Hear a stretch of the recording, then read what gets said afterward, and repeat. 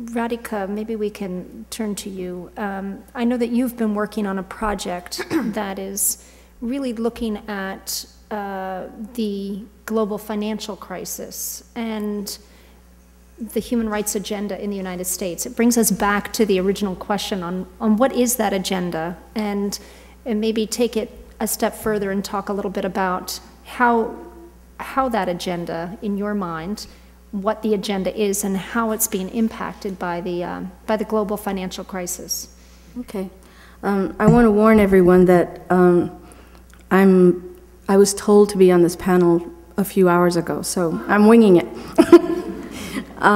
What I want to talk about is, we started out this discussion about whether this is a new moment for a human rights agenda. And I don't know if it's a new moment for a human rights agenda. It's definitely a moment that we need to grab and do something with. And the work that I have been doing for the last few years, and more immediately the last few weeks on the crisis, has been to look at human rights, but to look specifically at economic and social rights as part of the human rights agenda, and to turn it in a way what Lemieux was saying, that it's conditionalities that have been used by the World Bank and others. But what the project I've been trying to do is to turn it around on the World Bank and the state in terms of their obligations within human rights on macroeconomic policy. And so to use human rights as a different kind of ethical lens to assess what the country's doing. And I'll give you a couple of examples of the work we're trying to do in the US.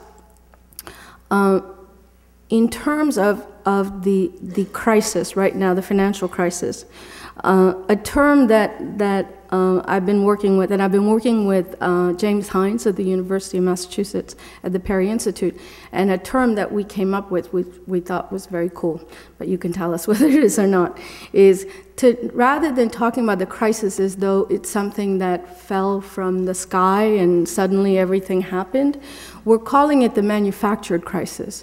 That it wasn't a crisis that just happened, but it was manufactured. And it was manufactured by deliberate changes that the government did in terms of the regulatory framework. And so I think we need to look at what was it that the state did. And in terms of using a human rights frame, there's an obligation of the state to protect the people that live within that state. And the changes in the regulatory framework that allowed this crisis to happen was a neglect on the part of the state to protect the people within that state. So we're going through all the legislative changes that took place that, and the other term that we've come up with, I'm really into these terms these days, is because we keep talking about deregulation, and as though there's regulation and deregulation. And what we're saying is that it's biased regulation. It's regulation in the interest of some and not the interest of others, right? I mean, we've been waiting for minimum wage to go up for how long? I mean, people are poor. That's biased regulation. Whereas the changes in all the financial sector regulations was biased towards the interest of capital and not of workers. And so we're trying to turn human rights around on them, and saying, look, you want to go impose human rights all over the world? Well, guess what it looks like when it's at home. And so let's change this. And so look at the TARP bailout, right? Where is the transparency and participation and accountability? That is a human rights obligation, right? I mean, they're supposed to be transparent. And there is no transparency, there's no participation. It's a bunch of basically white guys sitting in a room talking and giving each other money and bonuses, and it's public money now.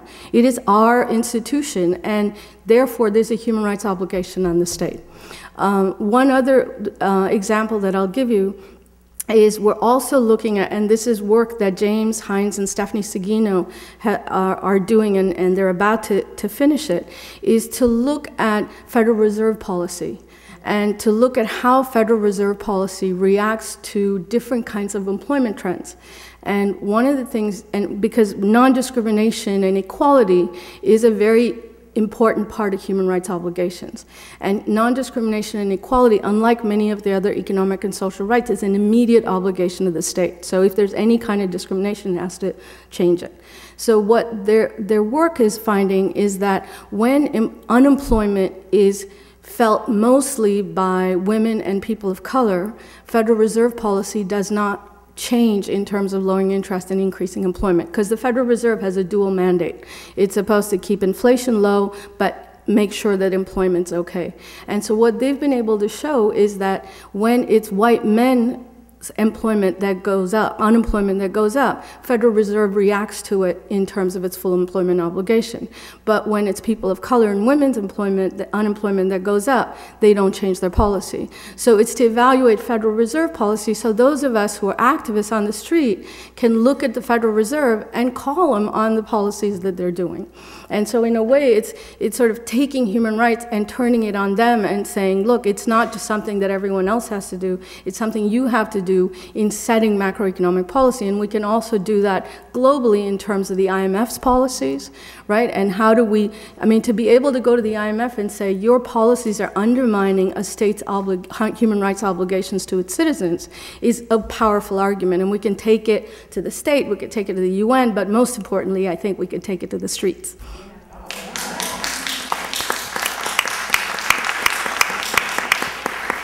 Radhika, are you suggesting that existing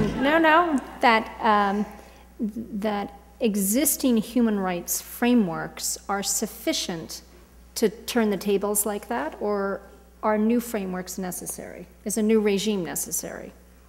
Well, I think a combination of both. I think there are existing frameworks. I mean, the Covenant on Economic and Social and Cultural Rights is an incredible document. Has a lot of problems, especially as a feminist. There's male breadwinner biases in it, and so I think we need to think of them as living documents and ones that we need to change. But there's enough in there right now, as we keep changing them, that we can use what we have. And so I think it's a combination of both. I said we have some, we can use what we have, and at the same time always be aware of the limitations. I mean, it is a document that was written many years ago, you know, and we've evolved. But at the same time, it is something that governments have to be held accountable to, and it's already there. So let's use what's already there and change what needs to be there as time comes up.